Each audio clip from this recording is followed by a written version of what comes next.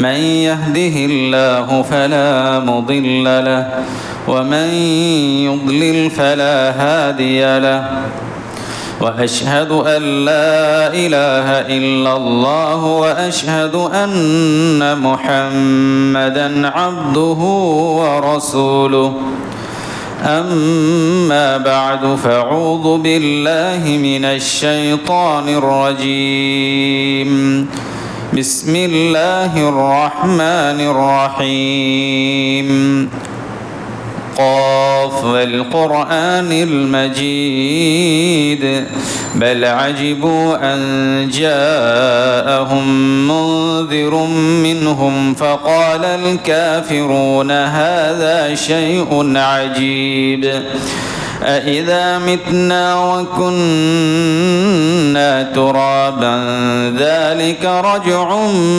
بعيد قد علمنا ما تنقص الأرض منهم وعندنا كتاب حفيظ بل كذبوا بالحق لما جاءهم فهم في أمر مريج أفلم ينظروا إلى السماء فوقهم كيف بنيناها وزيناها وما لها من فروج والأرض مددناها وألقينا فيها رواسي وأنبتنا فيها من كل زوج بهيج تبصرة وذكرى لكل عبد منيب ونزلنا من السماء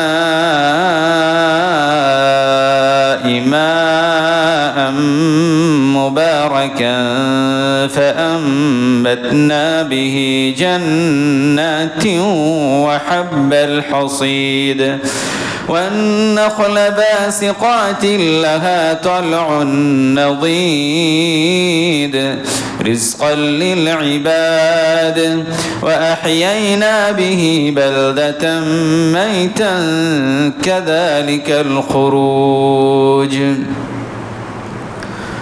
وقال النبي الكريم صلى الله عليه وسلم يا شباب قريش احفظوا فروجكم لا تزنوا ألا من حفظ فرجه فله الجنة সমস্ত প্রশংসা সেই মহান রব্বুল আলামিনের জন্য দরুদ ও সালাম বর্ষিত হোক মুহাম্মদুর রাসূলুল্লাহ সাল্লাল্লাহু আলাইহি ওয়াসাল্লামের উপর আল্লাহুম্মা সাল্লি আলাইহি আল্লাহুম্মা বারিক আলাইহি।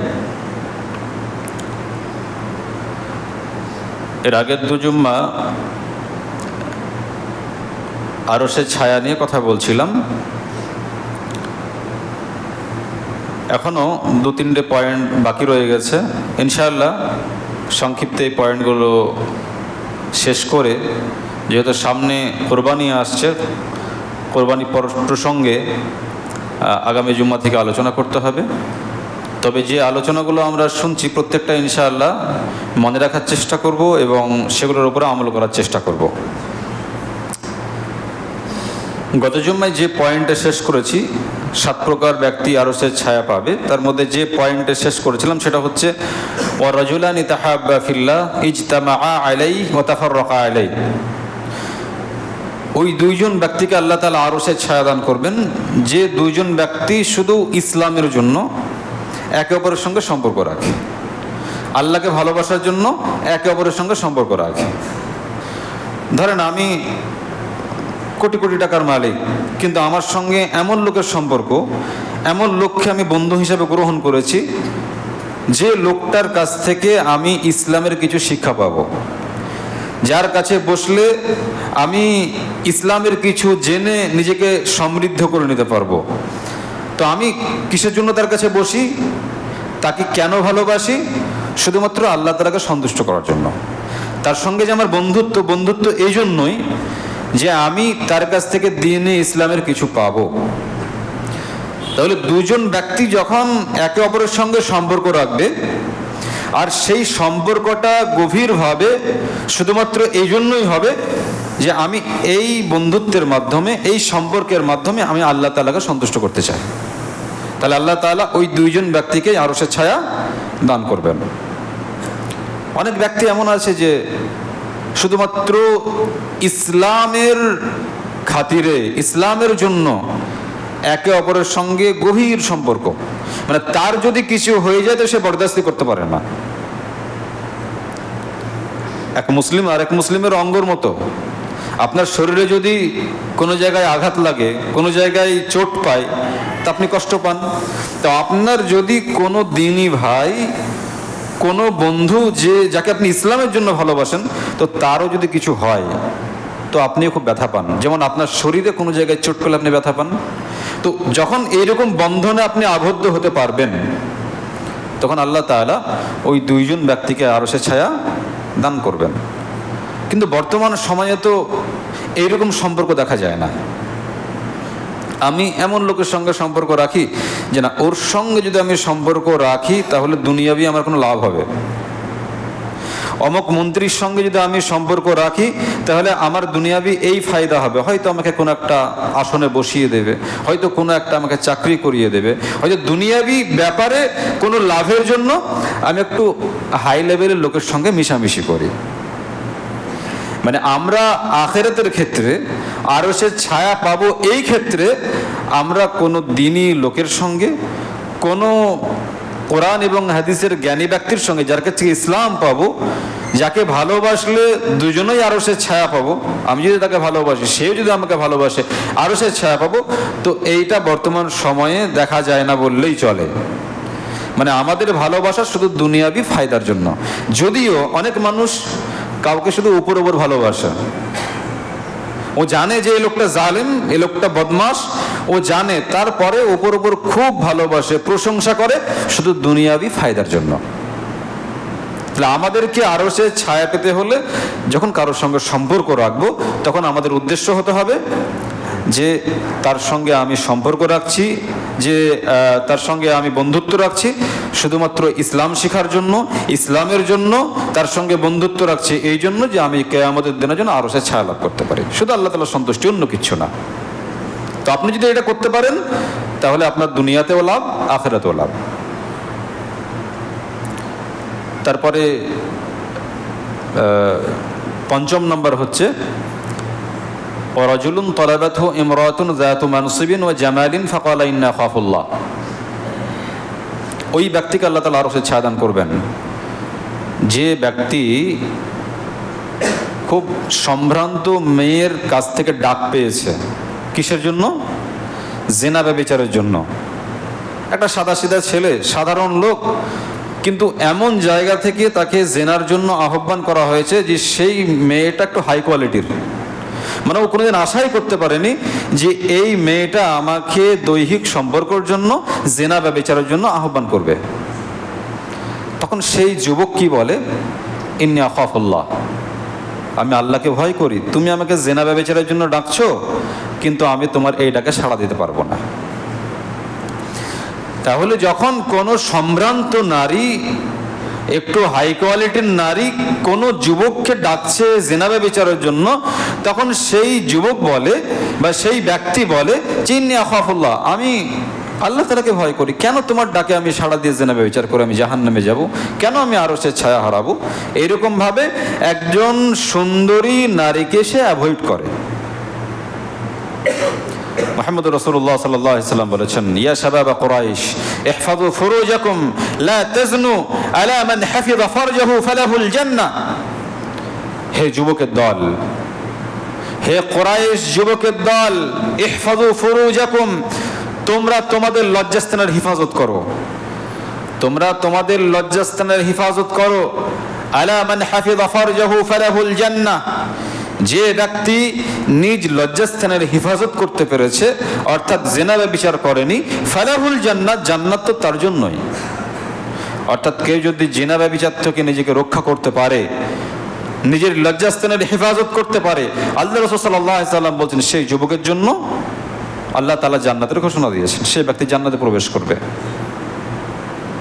মুহাম্মদ রাসূলুল্লাহ সাল্লাল্লাহু আলাইহি ওয়াসাল্লাম বলছেন, قال من يضمن لي ما بين لحييه وما بين رجليه أضمن له الجنة।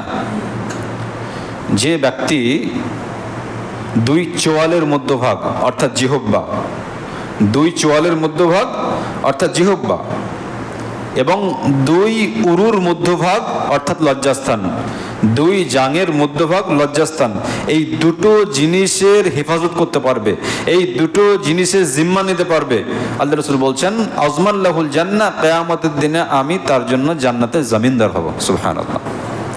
অর্থাৎ দুই চোয়ালের মধ্যভাগ মানে জিহ্বা। আর মানুষ তো বেশিরভাগ জাহান্নামে যাবে এই জিহ্বার জন্য। জিহ্বার কোনো হেফাজতই নেই, মানে জিহ্বা দিয়ে যা আসে, কথা বলতে তো আর কোনো এনার্জি লস হয় না, যত কথা বলে তত এনার্জি মনে হয় যে যেন পেয়ে বসছে। এনার্জি কোথা থেকে তৈরি হয়, ও সারাদিন জিভ চালিয়ে যায়, কিন্তু ওই জিভ দিয়ে যে কি বলে ও নিজেই বুঝে না। কখন এর গিল্লা, কখন ওর গিল্লা, কখন আমার সামনে কারো প্রশংসা, তো আমার কাছে গিয়ে আবার অন্য কারো কাছে বদনাম, আবার যার কাছে গিয়ে প্রশংসা করছে তার বদনাম আমার কাছে গিয়ে করছে। মানে ও জানেই না যে এই জীব দিয়ে আমি কি বলছি, কি করছে, ও কি নিজেই জানে না। তো আল্লাহ রাসূল বলছেন যে ব্যক্তি দুই চোয়ালের মধ্যভাগ জিহ্বার হেফাজত করতে পেরেছে, তো এই দুই চোয়ালের মধ্যভাগ জিহ্বা, অনেকেই ভাবছেন যে এটা খুব সহজ, কিন্তু অত সহজ না। মানুষের তো কাজকাম থাকে না, কাজকর্ম করে এসে এতে চায়ের দোকানে বসছে, বন্ধুদের সঙ্গে বসে কাজকর্ম নাই, তার জিভ চালিয়ে দিচ্ছে। ওই জিভ চালাতে কার জন্য যে কি বলছে নিজেই জানে না, আর আমলগুলো যে কখন ধ্বংস করে ফেলছে ও নিজেই বুঝতেই পারে না, আজই পায় না যে আমি আমলগুলোকে ধ্বংস করে ফেললাম। তো আল্লাহ রাসূল বলছেন দুই চোয়ালের মধ্যভাগ এই জিহ্বার যে হেফাজত করতে পেরেছে, আর দুই জাঙের মধ্যভাগ লজ্জাস্থানের হেফাজত করতে পেরেছে, অর্থাৎ জেনা ব্যভিচার করেনি, আজমাল্লাহুল জান্নাহ, কিয়ামতের দিনে আমি তার জান্নাতের জামিনদার হব। আল্লাহকে বলবো যে আল্লাহ, এই ব্যক্তি জিহ্বার হেফাজত করতে পেরেছে, এই ব্যক্তি লজ্জাস্থানের হেফাজত করতে পেরেছে, একে আপনি জান্নাত প্রদান করেন। মুহাম্মদুর রাসূলুল্লাহ সাল্লাল্লাহু আলাইহি ওয়াসাল্লামকে আবু হুরায়রা রাদিয়াল্লাহু আনহু জিজ্ঞাসা করছেন, সুইলা রাসূলুল্লাহ সাল্লাল্লাহু আলাইহি ওয়াসাল্লাম আন আকসারি মা ইয়াদখুলুন নাস আল জান্নাহ, হে আল্লাহর রাসূল, মানুষের কোন এমন কাজ আছে যে কাজগুলো করলে বেশি বেশি জান্নাতে যাবে? কি কাজের জন্য মানুষ বেশি বেশি জান্নাতে যাবে সেটা বলেন। আল্লাহর রাসূল সাল্লাল্লাহু আলাইহি ওয়াসাল্লাম বললেন, তাকওয়াল্লাহ ওয়া হুসনুল খুলক, একটা হচ্ছে আল্লাহ ভীতি, আল্লাহর ভয়, এবং সুন্দর চরিত্র আর আল্লাহর ভয়, এই দুটো জিনিস মানুষকে বেশি বেশি জান্নাতে প্রবেশ করবে। অর্থাৎ আপনার চরিত্র যদি ভালো হয়, আপনার যদি তাকওয়া থাকে, আর যার তাকওয়া থাকবে তার সবই ভালো হবে। তাকওয়া মানে আল্লাহর ভয়। আপনি যদি আল্লাহকে ভয় করেন, আপনি সুদ খাবেন না, ঘুষ খাবেন না, জেনা ব্যভিচার করবেন না, আপনি কারোর জন্য কিছু বলতে গেলে ভয় লাগবে যে আমি আল্লাহকে ভয় করি, এগুলো কেন করবো? আল্লাহ রাসূল বলছেন যে ব্যক্তির ভয় আছে আল্লাহ তাআলার উপরে, আল্লাহ তাআলাকে বেশি বেশি ভয় করে, আর সুন্দর চরিত্র, এই দুটো কাজের জন্য মানুষ বেশি বেশি জান্নাতে প্রবেশ করবে। ওয়াসুইলা নাকসারি মা ইয়াদখুলুন নাস আন-নার, আল্লাহ রাসূলকে আবার জিজ্ঞাসা করা হলো, হে আল্লাহ রাসূল, কোন জিনিস মানুষকে বেশি বেশি জাহান্নামে নিয়ে যাবে? কি এমন জিনিস আছে যে মানুষ বেশি বেশি সেই জিনিসের জন্য জাহান্নামে যাবে? আল্লাহ রাসূল বললেন, আল ফামু ওয়াল ফারজু, এক হচ্ছে মুখ আর আরেকটা হচ্ছে লজ্জাস্থান। মানুষ জাহান্নামে এই জন্যই বেশি যাবে যে সে মুখ চালিয়েছে অন্য জায়গায়, যে কথাগুলো বলার প্রয়োজন ছিল সেই সব কথাগুলোই বলে ও নিজের আমলকে নষ্ট করেছে। তো মানুষ মুখের জন্য বেশি জাহান্নামে যাবে আর লজ্জাস্থানের জন্য বেশি জাহান্নামে যাবে। তো আমরা যদি এই জিনিসগুলোকে একটু কন্ট্রোল করতে পারি, তাহলে আশা করা যায় জান্নাতেও যেতে পারবো, আরও সে ছায়াও আমরা অর্জন করতে পারবো। তো যে বিষয়টা বলছিলাম যে একজন ব্যক্তিকে একজন সম্ভ্রান্ত নারী সে আহ্বান করে জেনা ব্যভিচারের জন্য, যে এসো আমার সঙ্গে জেনা ব্যভিচার করো। তো সে বলে, ইন্নী আখাফুল্লাহ, আমি আল্লাহকে ভয় করি। এখন জেনা ব্যভিচার নিয়ে যদি বলতে যাই তো লম্বা কথা বলতে হবে। ইনশাআল্লাহ জেনা ব্যভিচার নিয়ে কুরবানির পরে লম্বা আলোচনা হবে। তবে একটু আপনাদেরকে আঁচ দিয়ে রাখি, সেটা হচ্ছে বর্তমান সময়ে পরকীয়া থেকে আরম্ভ করে স্কুল কলেজের ছেলেমেয়েরা যেভাবে অবৈধ প্রেমে লিপ্ত হচ্ছে, তাতে বর্তমান সোসাইটিতে 99 জন ছেলে মেয়ে প্রায় সবাই, 1% হয়তো বাদ আছে, তারা বিভিন্ন রকমভাবে জিনা ব্যভিচারে লিপ্ত হচ্ছে। এখন পরকীয়া নামক যে বিষয়টা, এটা তো সাধারণ বিষয় হয়ে দাঁড়িয়েছে, এটা খেলতামাশা হয়ে গেছে, কেউ কিছু মনেই করে না পরকীয়াটাকে। পরকীয়া হওয়ার বেশ কিছু কারণ আছে। তার মধ্যে একটা কারণ হচ্ছে, এখন আপনার ছেলের বিয়ে এমন জায়গায় দিচ্ছেন যে ছেলেটাকে আপনি প্রথমে কন্ট্রোল করেননি, ওই ছেলেটা একটা মেয়েকে পছন্দ করে। আচ্ছা, পছন্দ করে, এখন আপনি বিভিন্ন রকমের অজুহাত পেশ করে যে না গরিব, অমক তমক এই সেই বলে আপনি ওই মেয়েটার সঙ্গে আপনার ছেলের বিয়ে দিলেন না। এখন ওই ছেলেটার বিয়ে আপনি জোর করে অন্য কোথাও দিলেন, কিন্তু ওদের যে আত্মিক সম্পর্ক, সেই সম্পর্ক কিন্তু আছে। আপনি বিয়ে দিয়েছেন ঠিক, মেয়েরও বিয়ে হয়ে গেছে, ছেলেরও বিয়ে হয়েছে, কিন্তু ভিতর ভিতর রিলেশন ঠিকই আছে, ফোনে কথা হয়, সুযোগ পেলে এখানে সেখানে দেখা করে, এবং চালাক মেয়ে যদি হয় তাহলে আবার স্বামীকে ভুগিয়ে ভাগিয়ে সৌদি পাঠিয়ে দেয় যে তুমি 2 বছর একটু খেটে এসো, বাড়িঘর করতে হবে, কিন্তু ওর উদ্দেশ্য হচ্ছে যে এ সৌদি গেলে আমি যাকে ভালোবাসি তাকে নিয়ে একটু ঘুরতে পারবো। তো বিভিন্ন রকমভাবে জিনা ব্যভিচার হচ্ছে। তার মধ্যে এটা একটা কারণ যে আপনার ছেলে কাউকে পছন্দ করেছে, তো আপনি প্রথমে তো ওকে কন্ট্রোল করতে পারতেন, আপনি প্রথমে নজর রাখেননি, কন্ট্রোল করেননি। এখন ও যাকে ভালোবাসি বলছে, তো আপনি তার সঙ্গে বিয়ে দিলেন না কেন? তো এর মানে এটা না যে ছেলেমেয়েরা ভালোবাসা করবে, মানে আমি বলতে চাইছি যদি এরকম হয়ে যায় তাহলে উচিত হবে পিতার যে সেখানে বিয়ে দিয়ে দেওয়া। কোনো মেয়ে যদি কাউকে ভালোবাসে তাহলে সেখানে বিয়ে দিয়ে দেওয়া। যদি সে বেদিন হয় তাহলে তো অবশ্যই দেবে না, তার মধ্যে যদি দিন থাকে, ইসলাম থাকে, সে গরিব হোক, তারপরে সেখানে বিয়ে দিয়ে দেবে, এই জন্য যে পরবর্তীতে যেন পরকীয়াতে লিপ্ত হতে না পারে। আর বর্তমান সোসাইটিতে এটাই হচ্ছে, স্কুল কলেজে ছেলে মেয়েরা ঢালাওভাবে অবাধ মেলামেশা, পড়াশোনা করছে, পর্দা নেই, কিছু নেই, একে অপরকে পছন্দ করছে। তখন দুই ফ্যামিলিতে যখন মেনে নিচ্ছে না, এখানে ওখানে বিয়ে হয়ে যাচ্ছে, তার পছন্দের যখন ছেলে পাচ্ছে না, পছন্দের মেয়ে পাচ্ছে না, তখন যে পছন্দের ছিল তার সঙ্গে কিন্তু পরবর্তীতে সম্পর্ক রেখে সে জিনা ব্যভিচার করে যাচ্ছে। অতএব এই ব্যাপারে আমাদেরকে সতর্ক হতে হবে। আপনি গরিব বলে হয়তো দিচ্ছেন না ঠিক, কিন্তু সে তো গরিব বড় লোক চায় না, সে হয়তো চাইছে যে না আমি যাকে ভালোবেসেছি তাকেই বিয়ে করব। এখন পরবর্তীতে আপনি তার ভালো দেখতে গিয়ে তাকে আপনি জিনা ব্যভিচারের দিকে পুরোপুরি ঠেলে দিচ্ছেন। প্রথম কথা হচ্ছে, আপনার ছেলে মেয়েকে প্রথম থেকেই কন্ট্রোল করবেন, যাতে করে সে কোনোরকম ভাবে প্রেমে লিপ্ত হতে না পারে, কাউকে ভালোবাসতে না পারে, এটা যেন না হয়। আর বাইচান্স যদি হয়ে যায় আর বারবার যদি আপনাকে বলে, সে বিয়ে করতে রাজি না হয়, তাহলে আপনাকে তো অবশ্যই তার দিকে খেয়াল রেখে বিদায় দেওয়া উচিত।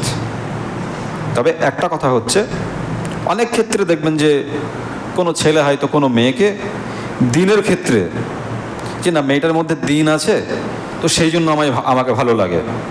আপনি তার আব্বাকে বললেন যে আপনার মেয়েটার মধ্যে দিন আছে, ইসলাম আছে, সেই জন্য আপনার মেয়েটাকে ভালো লাগে, আপনার মেয়ের সঙ্গে আমি বিয়ে করতে চাই। আপনি সরাসরি বলবেন। এমনটি যেন না হয় যে আপনি সেটা বললেন না, আপনার ভালোবাসা, আপনার মায়া মমতা মনের মধ্যে রেখে দিলেন, পরবর্তীতে দেখা যাচ্ছে যে তারা একে অপরের সঙ্গে হয়তো মায়া মমতা আছে ইসলামের জন্য, পরবর্তীতে দেখা যাচ্ছে যে তারা জিনা ব্যভিচারে লিপ্ত হচ্ছে, বা একে অপরকে পছন্দের যে বিষয়টা সেটা রেখে দিচ্ছে, যে পরবর্তীতে হয়তো পরকীয়া করছে, জিনা ব্যভিচার করছে, এটা যেন না হয়। আর মুহাম্মদুর রাসূলুল্লাহ সাল্লাল্লাহু আলাইহি ওয়াসাল্লাম বলেছেন যে কিয়ামতের অন্যতম আলামত হচ্ছে যে জিনা ব্যভিচারটাকে মানুষ একদম সাধারণ বিষয় হিসাবে এটাকে দাঁড় করাবে, এটা সাধারণ বিষয় মনে করবে, এতে গুনাহ হবে এটা মনে করবে না। হাজারো এরকম ঘটনা আছে। কবে ভালোবাসা করেছে, 10 বছর 12 বছর পরে ছেলে মেয়ে সব হয়ে গেছে, সুযোগ বুঝে 10 বছর পরে পালিয়ে যাচ্ছে। অনেক ঘটনা এরকম আছে। সেই জন্য ছেলে মেয়ের ব্যাপারে একটু সতর্ক থাকবেন, এবং এই বিষয়টা মাথায় রাখবেন যে কোনো রকমভাবে যেন ছেলে মেয়েরা জিনা ব্যভিচার করার সুযোগ না পায়। ছেলে মেয়েকে ভালোভাবে জিজ্ঞাসা করে নেবেন যে এখানে বিয়ে দিচ্ছে ঠিক আছে কি না, কারণ আমাদের পরিবেশ সেরকম না বর্তমান সময়ে, আমরা সেরকমভাবে ছেলে মেয়েকে রাখতে পারিনি, আমরা নিজেকেই ঠিক রাখতে পারিনি যে ছেলে মেয়েকে কিভাবে আমরা ঠিক রাখবো। বিভিন্ন রকমভাবে পরকীয়ায় লিপ্ত হচ্ছে। অতএব জান্নাত যদি যেতে হয়, আরশের ছায়া যদি পেতে হয়, যেমনভাবেই হোক না কেন জিনা ব্যভিচার থেকে আমাদেরকে মুক্ত থাকতে হবে। আল্লাহ তাআলা আমাদের সবাইকে বিভিন্ন রকমভাবে যে জেনা ব্যভিচার হচ্ছে তা থেকে আমাদেরকে মুক্ত করেন, তা থেকে আল্লাহ তাআলা আমাদেরকে যেন বিরত রাখেন, আমিন। 6 নম্বর হচ্ছে ওই ব্যক্তিকে আল্লাহ তাআলা আরশের ছায়া দান করবেন। ওয়ারাজুলুন তাসাদ্দাকা আখফা হাত্তা লা তা'লামা শিমালুহু মা তুনফিকু ইয়ামিনুহু। যে ব্যক্তি ডান হাতে দান করলে বাম হাত জানতে পারে না, ওই ব্যক্তিকে আল্লাহ তাআলা আরশের ছায়া দান করবেন। আপনি ডান হাতে দান করবেন, বাম হাত জানতে পারবে না, এর অর্থ হচ্ছে যে আপনি কাউকে না জানিয়ে দেবেন। কাউকে কিছু দান করবেন না জানিয়ে। অনেক মানুষ আছে কিছু দান করলে সবার সামনে দেয়, আবার বলে বেড়ায় যে আমি অমুক অমুক দান করলাম, এই করলাম। তো আল্লাহ রাসূল সাল্লাল্লাহু আলাইহি ওয়াসাল্লাম বলছেন ওই ব্যক্তিকে আরশের ছায়া দেওয়া হবে কিয়ামতের দিনে, যে ব্যক্তি দান এমনভাবে করে ডান হাতে দিলে বাম হাত জানতে পারে না। তবে দানের বিভিন্ন পর্যায়ে আছে, যেমন আপনি মাদ্রাসা মসজিদে দান করছেন, তো মাদ্রাসা মসজিদের দান এই জন্য সবার সামনে করছেন যে আমার দান দেখে যেন আরও 5টা মানুষ আগিয়ে আসে, এটা একটা ভিন্ন বিষয়, মানুষকে উৎসাহ দেওয়ার জন্য।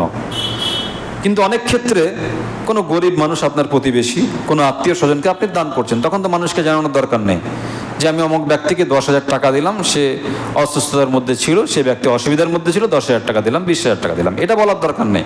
বরং আপনি আরশের ছায়া পাওয়ার জন্য ওই দানটা আপনি গোপনে করেন। কিয়ামতের দিনে আল্লাহ তাআলা আপনাকে আরশের ছায়া দান করবেন। 7 নম্বর, ওয়ারাজুলুন যাকারাল্লাহ খালিয়ান ফাফাদাত আইনাহ। ওই ব্যক্তিকে আল্লাহ তাআলা আরশের ছায়া দান করবেন যে ব্যক্তি নির্জনে নির্ভীতে আল্লাহ তাআলাকে স্মরণ করে, আল্লাহ তাআলাকে স্মরণ করে কান্নাকাটি করে যে আল্লাহ আমি এই পাপ করেছি, এই বদমাশি করেছি, তুমি ক্ষমা করে দাও। কেঁদে কেঁদে আল্লাহ তাআলার কাছে ক্ষমা চাই। তো মুহাম্মদুর রাসূলুল্লাহ সাল্লাল্লাহু আলাইহি সাল্লাম বলছেন ওই ব্যক্তিকে তো আল্লাহ তাআলা ক্ষমা করবেনই, আর তার সাথে সাথে আল্লাহ তাআলা আরশের ছায়াও দান করবেন। আমাদের মাঝে অনেক মানুষ এমন আছি, বিভিন্ন সময় বিভিন্ন পাপ করে বসে আছে। তো নিরাশ না হয়ে আপনি নির্জনে আল্লাহ তাআলার কাছে বলেন যে আল্লাহ আমি এই পাপগুলো করেছিলাম, তুমি ক্ষমা করে দাও।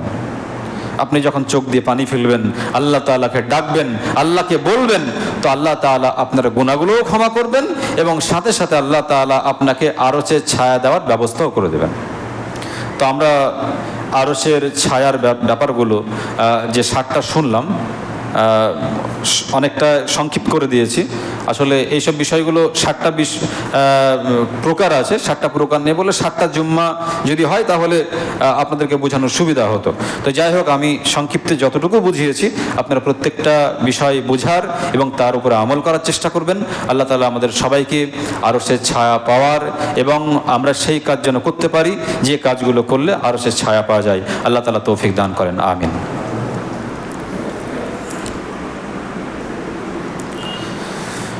আলহামদুলিল্লাহ রাব্বিল আলামিন ওয়াসসালাতু ওয়াসসালামু আলা রাসূলিহি মুহাম্মদ ওয়া আলা আলিহি ওয়া আসহাবিহি আজমাইন। আসলে বর্তমান সময়ে আমরা এই নেটের যুগে অনেক কিছু বিষয় ইসলামিক মনে করে শেয়ার করে দিই। তো কারো শেয়ার দেখে বোঝা যায় যে তার মধ্যে ইসলাম কতটুকু আছে। আপনি কিছু দেখলেন যে এটা যদি তুমি শেয়ার না করো, এড়িয়ে যাও, তোমার ক্ষতি হবে, তুমি যদি ইসলামকে ভালোবাসো শেয়ার করো, এরকমভাবে অনেক সময় আপনাকে এমন কিছু টুপি পরিয়ে দেওয়া হয় যে আপনি ওটা শেয়ার করছেন, কিন্তু কি শেয়ার করছেন ওটা নিজেই বুঝেন না। আর অনেক সহিহ আকীদার মানুষকে দেখেছি তাদের শেয়ারগুলো খুব মারাত্মক, যে এই লোকটা এই জিনিস শেয়ার করতে পারে, অথচ তার মধ্যে শিরক আছে, বিদআত আছে। ওই শেয়ার থেকে কোনো মানুষ যদি কিছু শিখে তাহলে সেই লোকটা জাহান্নামের দিকে চলে যেতে পারে। সেই সব বিষয় অনেক মানুষ শেয়ার করে দেয়। অতএব আমাদেরকে এইসব বিষয় নিয়ে একটু সতর্ক থাকতে হবে। বর্তমান সময়ে যে জিনিসটা একটু তোলপাড় করছে সেটা হচ্ছে, কিছুদিন আগে ইরানের এক মন্ত্রী ইব্রাহিম রাইসি হেলিকপ্টার দুর্ঘটনায় মৃত্যুবরণ করেছে। আপনারা জানেন অনেকে, না? Ebrahim Raisi. তো অনেকেই তার মাগফিরাতের জন্য দোয়া করছে, আল্লাহ তুমি জান্নাতবাসী করো, জান্নাতের সুউচ্চ স্থান দান করো। তো আমি যার জন্য দোয়া করছি, যাদের জন্য দোয়া করছি, তাদের ব্যাপারে তো আমাকে আগে জানতে হবে যে কার জন্য দোয়া করছি। আর যারা ইরানের, মানে ইরান বলে না, যারা শিয়া আছে, যারা শিয়া আছে এরা 99% মুসলিম না। যারা শিয়া আছে অনেকে হয়তো ওইখান থেকে বেরিয়ে আসার চেষ্টা করছে, অনেক শিয়া আছে হয়তো বুঝে বেরিয়ে আসার চেষ্টা করছে, মাঝামাঝি আছে, হয়তো শিখতে শিখতে বেরিয়ে আসছে, তো তার পার্সেন্টেজ খুব কম। তবে বেশিরভাগ শিয়া, সমস্ত শিয়াই বললেই চলে যে তারা মুসলিম না। শিয়াদের যে আকিদাগুলো, বিভ্রান্তিমূলক আকিদাগুলো, এই আকিদাগুলো আমাদের জানা দরকার আছে। এগুলো যদি আমরা না জানি তাহলে আমরাও কোন সময় কাফের হয়ে বসে থাকবো সেটা আমরা নিজেই জানতে পারবো না। কারণ শিয়াদের একটা আকিদা হচ্ছে আবু বকর উমর, আবু বকর রাদিয়াল্লাহু আনহু, উমর রাদিয়াল্লাহু আনহু এরা হচ্ছে কাফের, এবং এদেরকে যারা কাফের মনে করে না তারাও কাফের। আস্তাগফিরুল্লাহ। আমাদের কিয়ামতের দিনে সবার আমল এক দাঁড়িপাল্লায় থাকবে, আল্লাহ রাসূল বাদ দিয়ে, মানে আমরা যে সাধারণ মানুষ আছি আমাদের সবার আমল এক দাঁড়িপাল্লায়, আর আবু বকর রাদিয়াল্লাহু আনহুর আমল এক দাঁড়িপাল্লায়। তো আবু বকর রাদিয়াল্লাহু আনহুর আমল অনেক বেশি হবে। আর সেই আবু বকরকে এই কাফের গোষ্ঠী শিয়ারা বলে যে আবু বকর কাফের, উমর কাফের। এদেরকে যারা কাফের ভাবে না তারাও কাফের। তাহলে ওদের জন্য যদি আমরা দোয়া করি তো ওরা তো আমাদেরকে কাফের ভাবে, আর আমরা এবার ওদের জন্য দোয়া করছি যে আল্লাহ ওদেরকে জান্নাতবাসী করো। তাহলে আমাদেরকে জানতে হবে না যে শিয়া কারা, শিয়াদের আকীদা কি, এগুলো আমরা অনেকেই জানি না। ইরানের মুসলিমদের জন্য দোয়া করি, ওরা মুসলিমই তো না। সৌদি নিয়ে যত তোলপাড় করা হয়, সৌদির ব্যাপারে যত রকমের ভ্রান্ত কথা বাইরে ছড়ানো হয়, এইগুলো শত্রুতা করে ইরানিরা বেশি ছড়ায় মানুষকে উত্তেজিত করার জন্য। অতএব এইসব ব্যাপারে আমাদেরকে সতর্ক থাকতে হবে। কার জন্য কি কথা বলছে এগুলো আমাদেরকে আগে জানতে হবে। শিয়ারা মুসলমান কিনা এগুলোকে জানতে হবে। শিয়াদের যে আকীদা, তার মধ্যে একটা আকীদা হচ্ছে আল্লাহ তাআলা জিবরিল আলাইহিস সালাতু ওয়াস সালামকে ওহী দিয়ে পাঠিয়েছিলেন আলী রাদিয়াল্লাহু আনহুর কাছে। তিনি ভুল করে মুহাম্মদ সাল্লাল্লাহু আলাইহি ওয়াসাল্লামের কাছে ওহী নিয়ে এসেছেন। আস্তাগফিরুল্লাহ। তাদেরই কিতাব, কিতাবুল মানা ওয়াল আমাল ফি শারহিল নাহল ওয়াল মালাল, পৃষ্ঠা নম্বর 30, তাদেরই কিতাবে লেখা আছে আল্লাহ তাআলা ওহী পাঠিয়েছেন কার কাছে? আলীর কাছে, কিন্তু ভুল করে জিবরিল কার কাছে নিয়ে এসেছেন? মুহাম্মদ সাল্লাল্লাহু আলাইহি ওয়াসাল্লামের কাছে। আস্তাগফিরুল্লাহ। এই হচ্ছে তাদের আকীদা। এই আকীদা কারো কাছে থাকলে সে মুসলমান থাকবে?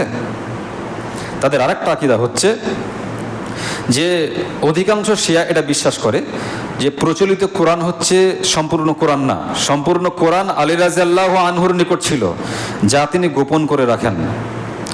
এটা কেবল তার বংশের ইমামরাই জানতে পারে। কিতাবুত তানবিহ ওয়ার রাদ, পৃষ্ঠা নম্বর 25। তাহলে পুরো কোরআনটা আমাদের কাছে আসেনি, ওটা কে জানতেন? আলী জানতেন সম্পূর্ণভাবে। ওদের বিশ্বাস হচ্ছে রাসূল সাল্লাল্লাহু আলাইহি ওয়াসাল্লাম কোরআনের কিছু অংশ মানুষের নিকট প্রচার করেছেন, আর বাকি অংশ আলী রাদিয়াল্লাহু আনহুর নিকট সুপ্রদ করে দিয়েছেন, যাতে তিনি পরবর্তীতে মানুষের নিকট পৌঁছে দিতে পারেন।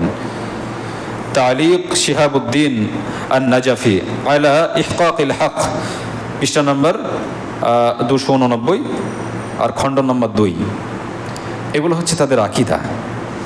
তাদের আকীদা আরও আছে যে ইমামদের কবরের নিকট, মানে শিয়াদের যে ইমাম আছে, ওদের 12টা ইমাম আছে, তো ওই 12টা ইমামের নিকট, কবরের নিকট যদি তাওয়াফ করে, ঘোরাঘুরি করে, তো হজ করার থেকে কাবাতে যে হজ করতে যায় তো তার থেকে অধিক গুরুত্বপূর্ণ। তাদের যে 12 জন ইমাম মারা গেছে তাদের কবরে চক্কর দেওয়া, ঘোরা, যেমনভাবে আমরা কাবাতে ঘুরি, তো এটা ঘোরা কিসের থেকে বেশি উত্তম? হজ করার থেকে। আমরা যে বাইতুল্লাহ 7টা চক্কর দিই, এর থেকে ওটাও বেশি উত্তম। এটা তাদেরই গ্রন্থ সাওয়াবুল আমাল ওয়া ইকাবুল আমাল, পৃষ্ঠা নম্বর 121 এবং 122। এগুলো আমাদেরকে জানতে হবে। ওরা মনে করে হুসাইন রাদিয়াল্লাহু আনহুর কবর জিয়ারত যে করলো সে যেন আল্লাহর আরশ জিয়ারত করলো। আস্তাগফিরুল্লাহ। কিতাবুল মাজার, মাজারুল মুফিদ, পৃষ্ঠা নম্বর 51। তাদের আরও আকীদা হচ্ছে যে হোসাইন রাদিয়াল্লাহু আনহুর কবরের মাটি সমস্ত রোগের ওষুধ, মানে হোসাইন রাদিয়াল্লাহু আনহুর কবরের মাটি এগুলো যে কোনো রোগ হোক না কেন সেই রোগে আপনার কাজ করবে। তো সেসবগুলো আমাদের মাঝে আস্তে আস্তে ঢুকেছে, অনেকটা ঢুকেছে। এই যে মাজার পূজারি আছে, ওরা তো যারা মাজার ফাজার মানে মাটি নেয়, মাটি নিয়ে ওগুলো থেকে আরোগ্য অর্জন করার চেষ্টা করে যে আমি যদি একটু আরোগ্য লাভ করতে পারি, ঠিক আছে। তো মাজার পূজারি ওখান থেকে কিছু কিছু শিক্ষা পেয়েছে। তাদের আকীদা হচ্ছে যে তাদের ইমামের মাঝে কোনোরূপ পার্থক্য করে না, মানে আল্লাহ এবং তাদের ইমামের মাঝে কোনোরূপ পার্থক্য করে না, অর্থাৎ উভয়কে একই মর্যাদার আসীন করে। আল্লাহ এবং তাদের যে 12 জন ইমাম আছে তাদের মর্যাদা একই। শিয়ারা বিশ্বাস করে আলী রাদিয়াল্লাহু আনহু অদৃশ্যের খবর জানতেন, আস্তাগফিরুল্লাহ।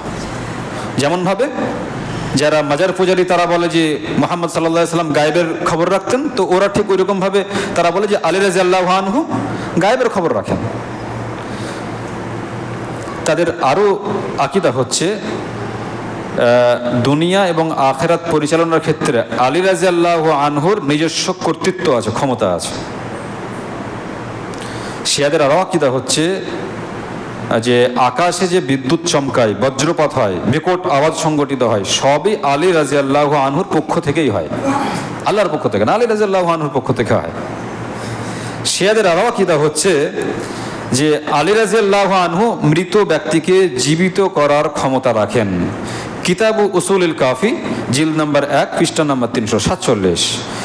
শিয়ারা আরও বিশ্বাস করে 12 ইমামকে আল্লাহ তাআলার যে নাম ও গুণাবলী রয়েছে, আল্লাহ তাআলার যে নাম রয়েছে, গুণাবলী রয়েছে, সিফাতি নাম রয়েছে, আমরা তো জানি অনেকে না, 99টি নাম আছে না, তো সে নাম ও গুণাবলী দিয়ে তারা তাদের 12 ইমামকেও বৈশিষ্ট্যমণ্ডিত করে, মানে আল্লাহর যে সিফাতি নাম আছে সেই সব নামগুলোর অধিকারী ওরাও, ওদের 12 জন ইমাম।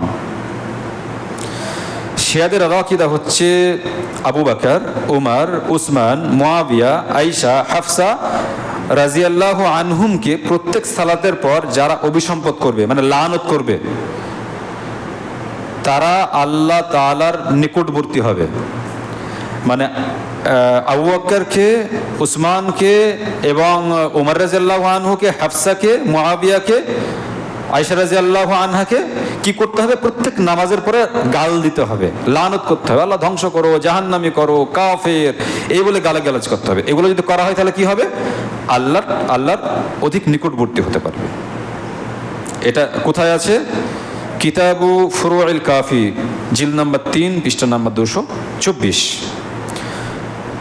তাদের আরও আকীদা হচ্ছে তাদের যে ইমাম, 12 জন ইমাম আছে, তারা জান্নাতে প্রবেশ করানোর ক্ষেত্রে ক্ষমতা রাখে। আমরা যে জান্নাতে যাব, তো ওদের যে 12 জন ইমাম ওরাই ক্ষমতা রাখে আমরা জান্নাত যাবো না জাহান্নাম যাবো। আমাদেরকে যদি জান্নাতে ভরে তাহলে ঢুকবো, না ঢুকতে পারবো না। তো তাদেরকে আমরা অনেকে মুসলিম মনে করি না, তাদের জন্য খুব দোয়া করি যে ইরানি মুসলিম, ওরা মুসলিমই না কাফের? যাদের এই আকীদা নিয়ে বসবাস করে ওরা মুসলিমই না, আর যারা ওদেরকে মুসলিম মনে করে তারাও মুসলিম না, তারাও কাফের। এগুলো জানার পরে যদি ইরানিদেরকে, শিয়াদেরকে মুসলিম মনে করে, তারা কাফের হয়ে যাবে। শিয়াদের আরো আকীদা যে আল্লাহ তাআলা এবং ফেরেশতাদেরকে তাদের ইমামদের জ্যোতি বা নূর থেকে সৃষ্টি করা হয়েছে, এবং তাদের ফেরেশতারা যে দায়িত্ব পেয়েছে তা হোসাইন রাদিয়াল্লাহু আনহুর কবরে বসে বসে কাঁদার কারণে পেয়েছেন। মানে এই যে দায়িত্বগুলো ফেরেশতারা পেয়েছেন, কিসের জন্য পেয়েছেন? হোসেন রাদিয়াল্লাহু আনহুর কবরে বসে বসে ফেরেশতারা কাঁদাকাটি করেছে, সেই জন্য এইসব দায়িত্বগুলো পেয়েছেন। কিতাবু কানজি জামিউল ফাওয়াইদ পৃষ্ঠা নম্বর 334। ফেরেশতারা যখন ঝগড়ায় লিপ্ত হয়, মানে ফেরেশতাদের মধ্যে ঝগড়া হয়, হ্যাঁ, তো যখন ঝগড়ায় লিপ্ত হয় তখন জিবরিল আলাইহিস সালাতু ওয়াস সালাম আলী রাদিয়াল্লাহু আনহুর নিকট আসেন, এসে তাকে আসমানে নিয়ে যান, যাতে করে তিনি ফেরেশতাদের মাঝে মীমাংসা করে দেন। মানে ফেরেশতারা ঝগড়া করে আর আলী রাদিয়াল্লাহু আনহুকে নিয়ে যান ফায়সালার জন্য, তিনি ফায়সালা করে দেন। ফেরেশতাদের মধ্যে ঝগড়া হয়, এই হচ্ছে তাদের আকীদা। কিতাবুল ইখতিসাস পৃষ্ঠা নম্বর 213। আরো দু একটা কথা বলি, তারপরে ছেড়ে দিচ্ছি। তাদের আরও আকিদা হচ্ছে নিশ্চয় আমাদের ইমামগণের এমন একটি মর্যাদাপূর্ণ স্থান রয়েছে যেখানে কোনো নৈকট্য ফেরেশতা পৌঁছতে পারে না। মানে আমাদের ইমামদের এত মর্যাদা যে কোনো নৈকট্যর মানে সেখানে কোনো নৈকট্য ফেরেশতা পৌঁছতে পারে না, এমনকি কোনো নবী রসুলও মাকাম পর্যন্ত পৌঁছতে পারে না। মানে তাদের এত মর্যাদা তাদের ইমামের যে সেই জায়গাতে না কোনো ফেরেশতা পৌঁছতে পারে আর নবী রসুলরা পৌঁছতে পারে না। মানে আমাদের নবী মুহাম্মদ রাসূলুল্লাহ সাল্লাল্লাহু আলাইহি ওয়াসাল্লাম পর্যন্ত সেই জায়গায় যেতে পারেন না যে জায়গাতে ওদের 12 জন ইমাম গিয়ে পৌঁছিয়েছে। আস্তাগফিরুল্লাহ। এদের হচ্ছে ওই আকীদা। তাদের এক ইমাম বলেছে যে খোমেনি নাকি মুসা আলাইহিস সালামের থেকে অধিক উত্তম। কিতাবুল খোমেনি ওয়া দাওলাতুল ইসলামী, পৃষ্ঠা নম্বর 107। যাই হোক, এরকম আরও অনেক আকীদা আছে। তো আমি যে বিষয়টা আপনাদেরকে বোঝাতে চেয়েছি সেটা হচ্ছে ওদের আকীদা হচ্ছে ইসলাম থেকে খারিজ হওয়ার আকীদা। ওরা মুসলিম নয়, এটা আমাদেরকে জানতে হবে। আমরা না জেনে কারোর জন্য দোয়া করব না। এমন ব্যক্তির জন্য হয়তো আমরা দোয়া করে বসছি যারা মুসলিমই না, যারা কাফের, যারা আবু বকর রাদিয়াল্লাহু আনহুকে কাফের মনে করে, যারা উমরকে কাফের মনে করে, যারা উসমানকে কাফের মনে করে, অথচ আল্লাহ তাআলা তাদেরকে দুনিয়াতে জান্নাতের ঘোষণা দিয়েছেন। দুনিয়াতেই যারা জান্নাতের ঘোষণা পেয়েছে, জান্নাতের জন্য আল্লাহ তাআলা তাদের জন্য ঘোষণা দিয়েছেন, আর তাদেরকে যারা কাফের বলে, তো তাদেরকে যদি কেউ কাফের না মনে করে তো তারাও কাফের। আর তাদের জন্য যদি কেউ দোয়া করে যে আল্লাহ ক্ষমা করে দাও, তাহলে তারা নিজের আত্মার প্রতি জুলুম করে নিজেকে জাহান্নামের দিকে ঠেলে দিবে। অতএব সাবধান হন। কোনো ইরানি ব্যক্তির জন্য, কোনো শেয়ার জন্য কোনো রকমভাবে কোনো দোয়া হবে না। ওদের কোনো কথা যেন কোনো রকমভাবে আমরা শ্রবণ না করি, তাদের কোনো আকীদা যেন আমরা গ্রহণ না করি। কারণ আমাদের অকারণ না অজান্তেই আমরা তাদের আকীদাকে পোষণ করে হয়তো আমরা জাহান্নামের দিকে নিজেকে ঠেলে দিচ্ছি। তাদের অনেক বিষয় হয়তো আমরা শেয়ার করে দিচ্ছি, নিজে বুঝিই না যে আমি যে শেয়ারটা করছি এতে হয়তো আমি নিজেই ধ্বংস হয়ে যাচ্ছি। আল্লাহ তাআলা আমাদের সবাইকে সহিহ আকীদা মোতাবেক জীবনযাপন করার তৌফিক দান করেন। আমিন। আকুলু কওলি হাযা আস্তাগফিরুল্লাহ লি ওয়া লাকুম ওয়া লিসাইরিল মুসলিমিন। আসসালামু আলাইকুম ওয়া রাহমাতুল্লাহি ওয়া বারাকাতুহু।